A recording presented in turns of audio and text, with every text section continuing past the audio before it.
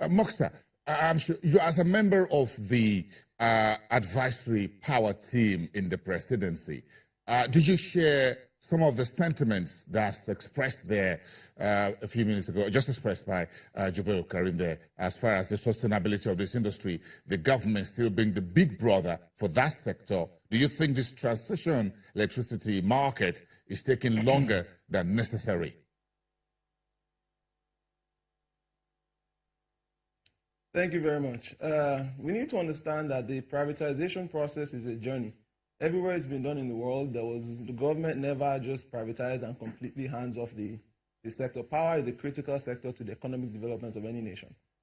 So since the eventual handover of the companies to private investors in 2013, November, government still has, even as it exists, government still owns shares in all the companies that have been privatized. Where every electricity sector wants to be is in a state of sustainability, where the tariff collected from consumers will pay the entire value chain. So for the distribution, the transmission, and also the generation and the gas suppliers. It's a journey to get there. It's a chicken and egg situation. Somehow someone has to pay for the power before it's delivered, and the people generating the power also have to have the books balanced. So there's a current ongoing power sector recovery program that seeks to take the sector to financial sustainability over the next 2 to 3 years. In the gap until then, yes, government will still keep getting involved to ensure all stakeholders in the power sector are being kept afloat, to ensure they are able to meet the investments and sustain the sector.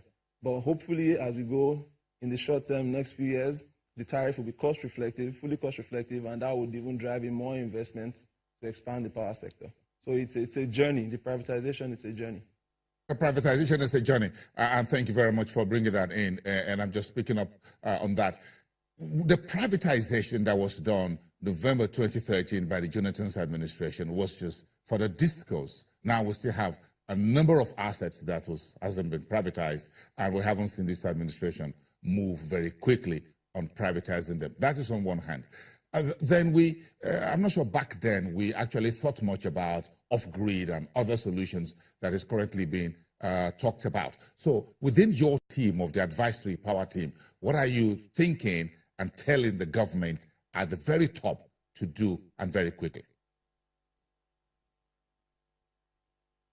Thank you.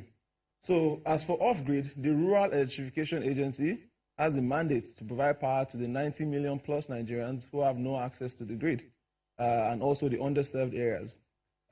So there have been various initiatives that have been rolled out by the Rural Electrification Agency in collaboration with the Federal Ministry of Power, Works and Housing and other agencies to ensure the implementation of the off-grid strategy.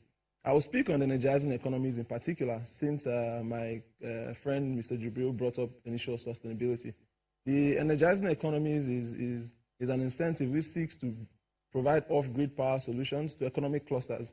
This would even help grow the GDP of Nigeria if we provide on it reliable and affordable power to these SMEs.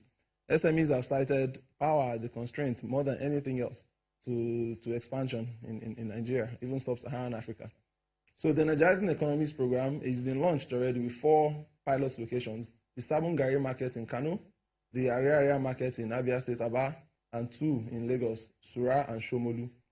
In total, over 50,000 SMEs will benefit from this reliable and affordable power being implemented by the Rural Education Agency.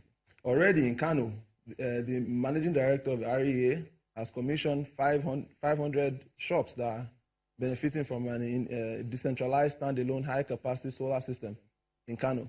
As for area, there are already boots on the ground, poles are being erected, the gas turbines are being installed as we speak, to ensure over 31,000 shops in area, which is the biggest leather and shoe market in West Africa, to ensure they have sufficient power. Even the vice president had mentioned last year that if Aba is focused on and allowed to grow, Nigeria has no business with China. So it's very important we focus on empowering these SMEs, because they will be the ones to grow the economy and grow the GDP of the country.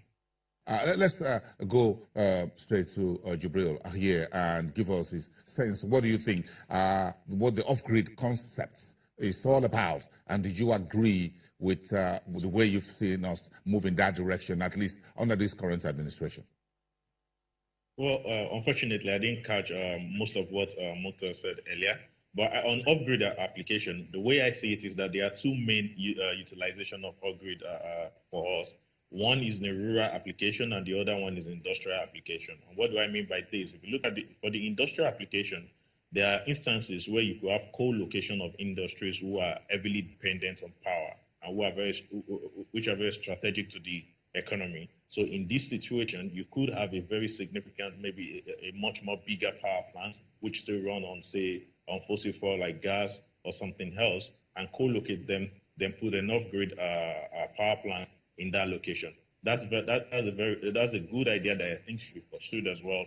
And unfortunately, that has not been the case. On the other hand, when you look at rural application, there has been some significant development in that space in terms of rural application. And this is perhaps the area where I think we can best apply renewable energy sources. I mean, in terms of solar application, if we have a collection of villages that are so remote that it will be quite expensive to connect them to the grid, it might be very reasonable to seek alternative source of power, and then all these villages, put them together and provide electricity for them via some off-grid application, most importantly solar, especially in the northern part of the country.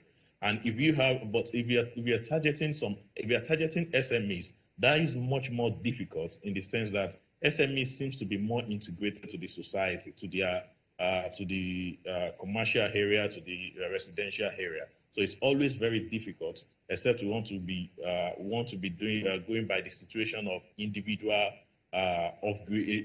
application, which is essentially powering individual SME by inverters, that are rechargeable, or the ones that are powered by solar.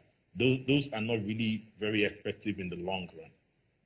I think those two applications that I've highlighted, which is industrial and rural application, are the key ones that I want to see us developed in the coming years.